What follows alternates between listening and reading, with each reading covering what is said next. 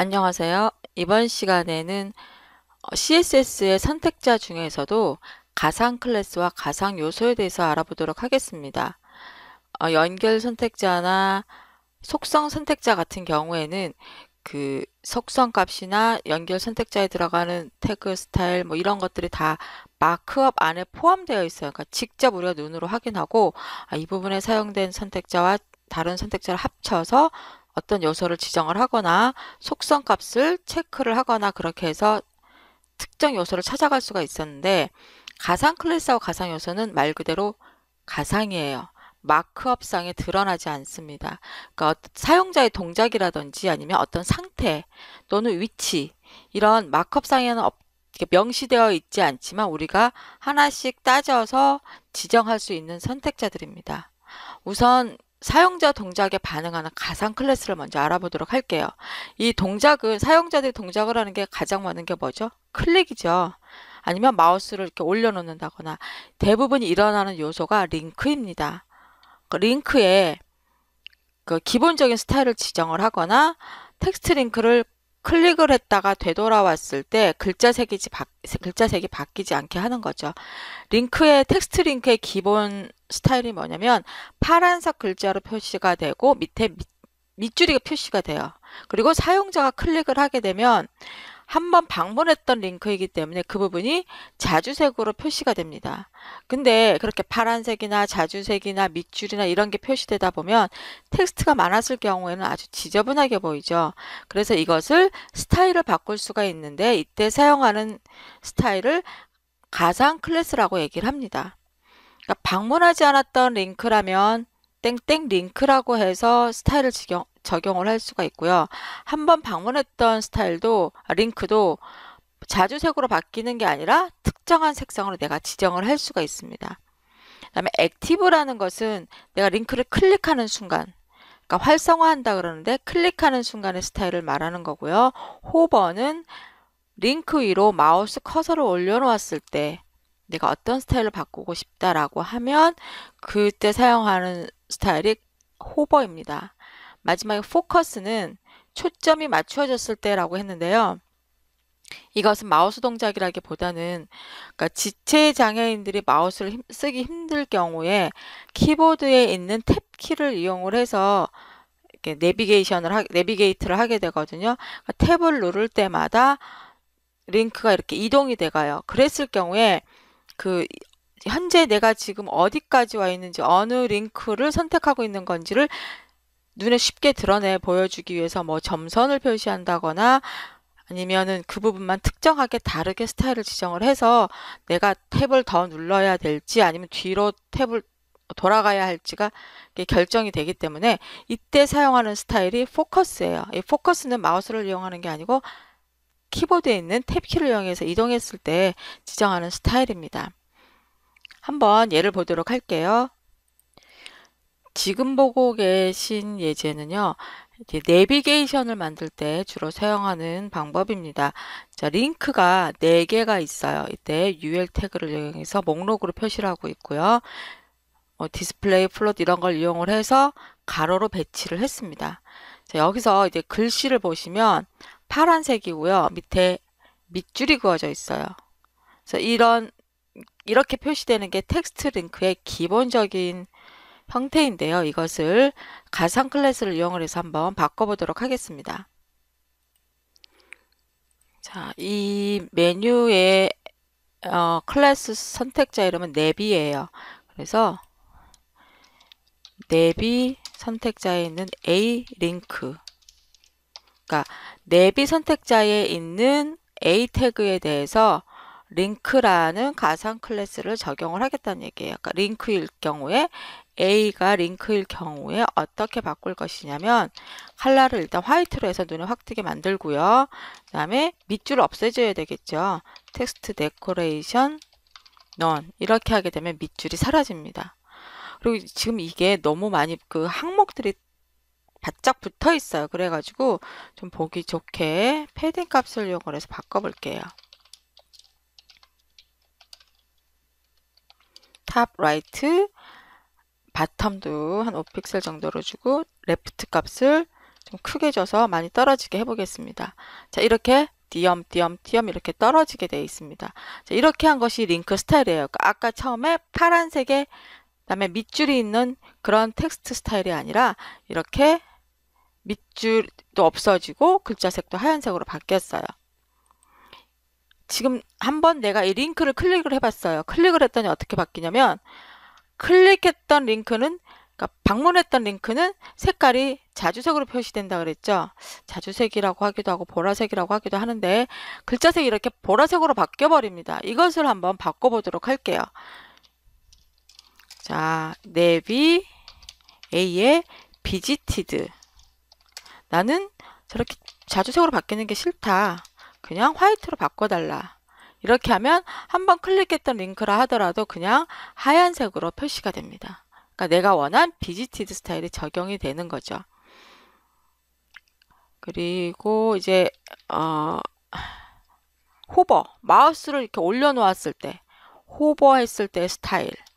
그러면 네비의 A의 호버일 때 스타일을 어떻게 할 것이냐. 마우스를 올려놓으면 내가 마우스를 올려놓았는지 정확하게 좀 알 수 있게 컬러를 레드로 바꾸고 텍스트 섀도우도 한번 넣어볼게요. 흰색으로 한번 넣어볼까요? 자, 마우스를 이렇게 오버를 했더니 여기 레드가 아니고 흰색으로 넣는 게 낫겠네요. 마우스 오버를 했더니 글자색도 바뀌고 그 글자에 그림자 텍스트 섀도우도 생기는 것을 알 수가 있습니다. 다음에 액티브는요. 클릭을 했을 때 했을 때의 스타일입니다. 저는 이때는 글자색을 옐로우로 한번 바꿔보려고 합니다.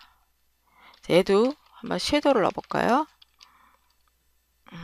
1픽셀 0, 1픽셀 이번에는 블랙으로 해볼게요. 자, 자, 클릭을 했더니 글자색이 노란색으로 바뀌는 게 보이시죠? 그리고 지금 눈에 띄진 않지만 검정색 텍스트 섀도우가 생겨서 글자를 좀 더 눈에 띄게 두드러지게 만들어줍니다. 그래서 텍스트 링크가 있었을 경우에 링크 스타일과 액티브 스타일, 호버 스타일, 비지티드 스타일 이렇게 네 가지를 다 적용을 할 수가 있습니다. 근데 이때 주의하셔야 될 게 뭐냐면 순서예요. 링크, 비지티드, 호버, 액티브. 이 순서를 꼭 지켜주셔야 돼요. 이 순서를 지키지 않으면 스타일이 정확하게 적용되지 않을 수도 있습니다. 그러니까 제일 먼저 링크 A의 링크 스타일을 지정을 하시고요. 그다음에 비지티드, 호버, 액티브 이런 순으로 스타일을 적용을 해주시면 됩니다. 나는 따로 뭐 호버를 적용하고 싶지 않아. 그럼 빼셔도 상관없어요. 하지만 빼더라도 그 순서는 그대로 유지를 해주셔야 돼요. 다음에 살펴볼 가상 클래스는요. 인풋 폼에서 특정한 상태에 따라서 나눠집니다. 그러니까 내가 텍스트 입력 창이 있는데 그 부분에 원래는 입력을 할 수가 있었어요. 근데 어느 순간에 내가 어떤 조건에 따라서 그 부분을 입력을 하지 못하게 하겠다. 그랬을 경우에 사용자가 그 부분을 입력하지 못한다는 것을 그러니까 마우스를 클릭해도 입력이 되진 않지만 그 부분에 입력할 수 없다는 걸 시각적으로 보여주기 위해서 enabled, disabled 이런 식으로 지정을 해줄 수 있습니다. 그러니까 disabled는 내가 그 입력창에 입력을 할 수 없을 때 이렇게 회색으로 표시를 해서 저기는 뭐 입력이 안 되는 건가 라고 알 수 있게 해주는 거고요. enabled는 이 부분을 사용할 수 있어 라고 해서 그 부분을 뭐 도드라지게 한다거나 뭔가 다르게 스타일을 지정할 수가 있는 거죠. 그 다음에 checked는 라디오 박스나 체크박스 거기서 그러니까 라디오 박스나 체크박스는 여러 항목 중에서 선택을 하는 것이기 때문에 특정 항목을 선택했을 때 스타일을 지정을 하는 거예요. 그러니까 자바스크립트를 이용을 해서 뭐 어느 항목이 선택되었을 때 어떻게 해라라고 하는 게 아니라 checked라는 가상 클래스만 이용을 하면 그 부분의 스타일을 바꿀 수가 있습니다. 예를 한번 보도록 할게요. 자, 인풋에서 인풋 항목에서 체크드, 그러니까 특정 그 항목이 체크드 선택이 된다면 플러스가 뭐였죠? 인접 형제 선택자였어요. 그러니까 첫 번째 오는 스팬에 글자색을 파란색으로 바꿔달라는 거예요. 이게 인풋 항목에 라디오 박스가 3개가 있습니다. 3개 중에서 특정 항목을 선택을 했어요. 자, 문법이라는 항목을 내가 딱 클릭을 해서 선택을 했습니다. 그럼 이 이 라벨, 아니, 이 인풋 있는 항목이 선택이 된 거죠. 체크되었을 때, 그 다음에 오는 스팸. 스팸이 어디죠? 이 문법이라고 되어 있는 이 텍스트 부분이에요. 스팸 항목의 색상을 파란색으로 바꿔라. 그래서 딱 클릭을 하면 이 문법이라는 글자가 파란색으로 바뀝니다. 그러니까 선택하는 사람도 아, 내가 이것을 선택했구나라고 눈으로 시각적으로 딱 느낄 수가 있는 거죠. 이렇게 사용하는 것이 체크드라는 가상 클래스입니다. 이번에는 이제 문서 구조에 따라서 가상 클래스를 만들어 보는 건데요. nth child하고 nth last child예요. 그러니까 nth는 몇 번째 child, 자식 요소. 그러니까 뭐 두 번째 자식 요소, 세 번째 자식 요소 이렇게 지정을 할 수가 있는 거고 nth last child는 뒤에서부터 세는 거예요. 뒤에서부터 몇 번째라고 지정을 하는 거죠. 자, 여기 보시면 p 땡땡 nth child 3 그러면 세 번째 자식 요소인 p를 말하는 거예요. 부모 요소는 div다. 그러니까 부모 요소는 필요에 따라서 표시할 수도 있고 안 할 수도 있는데 표시해 주는 게 찾기는 쉽겠죠. 그다음에 p 땡땡 nth child odd. 그럼 이제 홀수 번째. 그러니까 여러 개의 p 요소가 있는데 그 중에서 홀수 번째에다가 어떤 스타일을 적용하고 싶을 때 이렇게 지정을 하고요.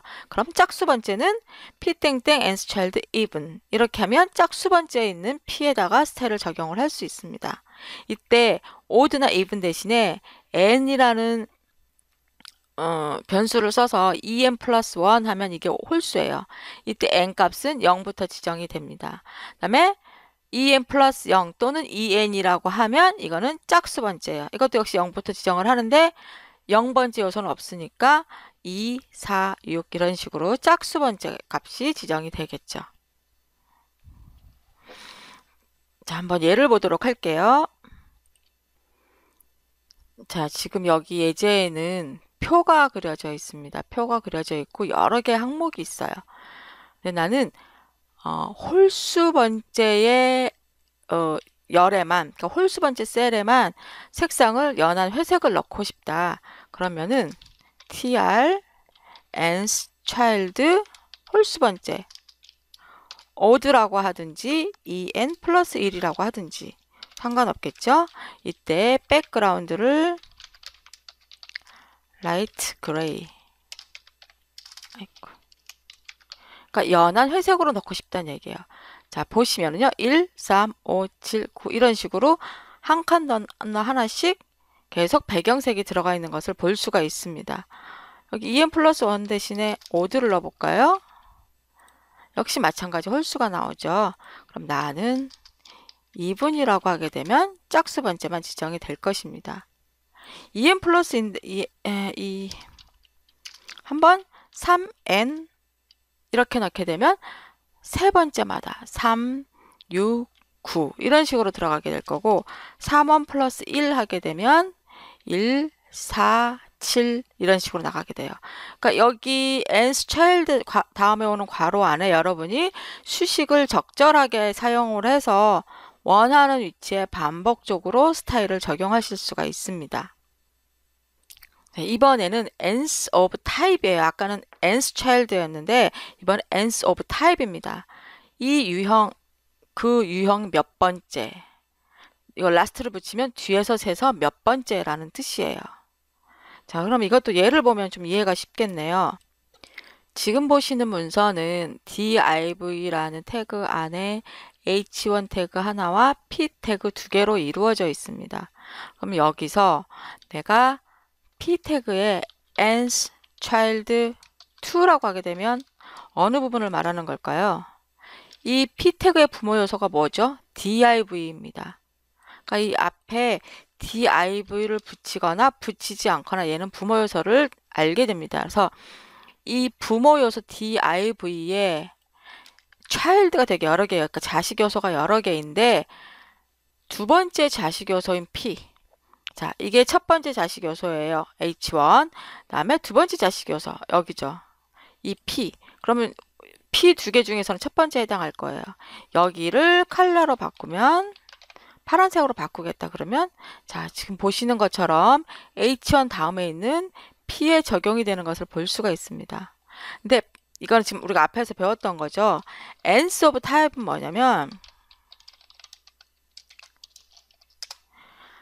P라는 유형들 중에서 두 번째를 말하는 거예요.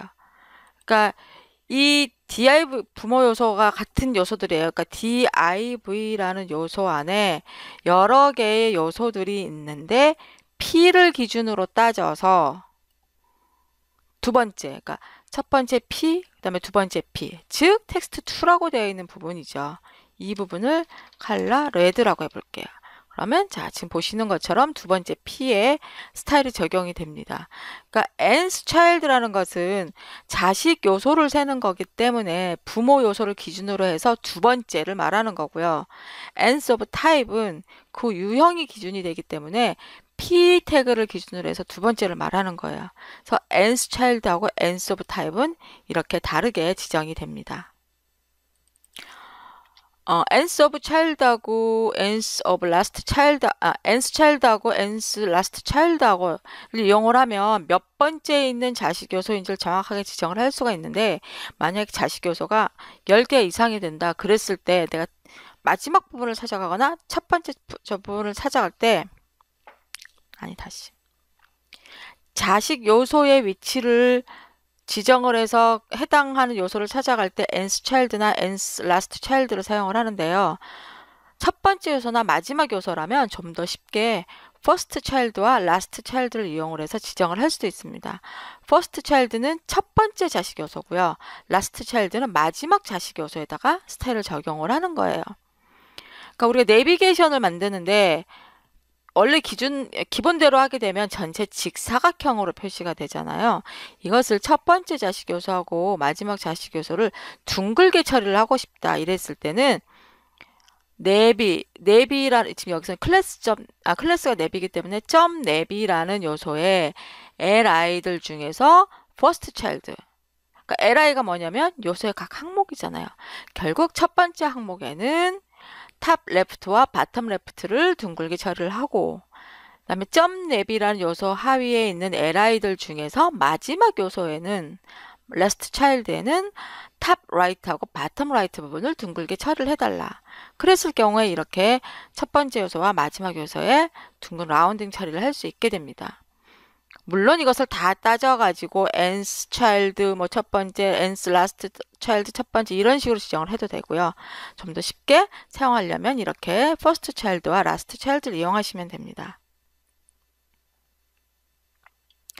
first of type과 last of type은 그러니까 이 타입 유형을 기준으로 했을 때 첫 번째를 말하는 거예요.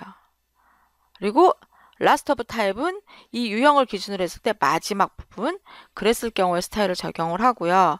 only child하고 only type은 child라는 이름이 들어가면 항상 부모 요소를 기준으로 한다 그랬죠.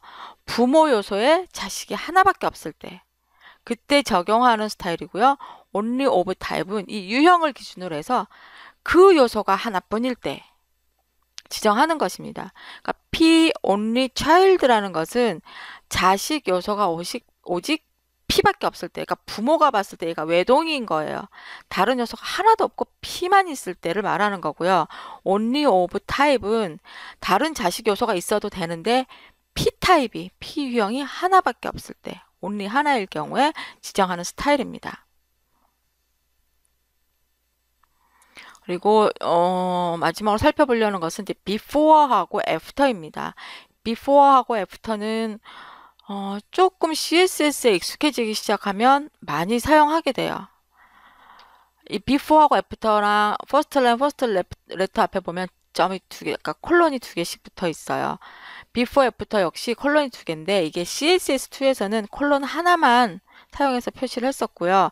CSS3에 들어와서 다른 가상 클래스하고 구별하기 위해서 콜론 두 개를 붙여서 사용을 하고 있는데 아직까지는 콜론 하나만 붙여도 다른 그 브라우저에서는 인식을 할 수가 있습니다. before하고 after는 뭐냐면 내가 지정한 요소의 앞부분이나 뒷부분에다가 내용을 추가하는 거예요. 그러니까 글자를 넣을 수도 있고 이미지를 넣을 수도 있습니다. 그러면 아까 속성 선택자에서 그 앞에다가 값을 뭐 넣거나 이미지를 붙이거나 아이콘을 붙이는 거하고 무슨 차이가 있을까요? 그러니까 속성 선택자나 다른 선택자를 이용을 해서 글자나 그림을 넣게 되면 그 부분은 돔이라고 하는 문서 구조 안에 그냥 포함이 됩니다. 그래서 자바스크립트나 이런 걸 이용해서 접근을 할 수도 있고 수정을 할 수도 있어요. 근데 before나 after는 가상 요소예요. 실제로 문서 안에 존재하는 게 아니라 화면상에 표현을 해주기 위한 것입니다. 이것은 돔에 들어가지가 않아요. 그러니까 단순히 그 조건에 맞춰서 그 앞에다 디스플레이만 하는 거죠. 그래서 그 디스플레이된 요소는 나중에 뭐 자바스크립트나 이런 걸 이용해서 그 요소를 접근할 수가 없습니다. 그런 차이가 있고요. 이걸 한번 예를 들어서 설명을 드릴게요. 지금 보시면 P 태그가 두 개가 있습니다. 그래서 첫 번째 P 태그에는 앞부분에다가 내가 텍스트를 좀 추가를 해보고요. 두 번째 텍스트는 뒷부분에다가 아이콘을 하나 넣어보려고 합니다. 그러면 첫 번째 P는 텍스트1이라는 클래스를 사용하고 있죠. 여기 앞부분에다가 글자를 넣어보려고 합니다. 그러면 콜론 두 개와 before라고 해주고요. 이 앞부분에 들어갈 추가할 내용은 content라는 속성을 이용해서 여기다 넣어주시면 돼요. important라고 해볼까요? 자, 그리고 땡땡 이렇게 했어요. 그럼 앞에 important라고 이렇게 표시가 됩니다. 그리고 나는 이것을 좀 빨간색으로 표시를 하고 폰트도 굵게 표시를 하고 싶어요. 이렇게 지정을 하면 원래는 없었던 내용이 important 해갖고 바로 표시가 됩니다. 그러니까 실제로 브라우저상에 내가 입력한 내용 그대로 더 표시는 할 수 있어요. 하지만 나중에 얘를 가져다가 자바스크립트에서 뭐 이 부분만 가져다가 다시 파란색으로 바꾸라든가 이런 것은 할 수가 없습니다. 그럼 두 번째에다가 이번에는 애프터 뒤쪽에다 붙여볼게요. 그림을 한번 넣어보도록 하겠습니다. 자, 이미지를 넣을 때는요. 우리가 배경 이미지랑 똑같이 URL이라는 걸 써주셔야 돼요. 그리고 이미지 경로를 써주시면 됩니다.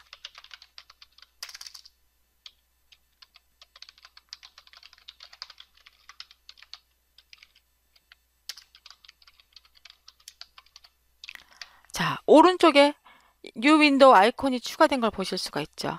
너무 많이 붙어 있다 그러면 왼쪽에다가 마진 레프트에서 한 10픽셀 정도만 띄워줄게요. 그럼 이렇게 떨어집니다.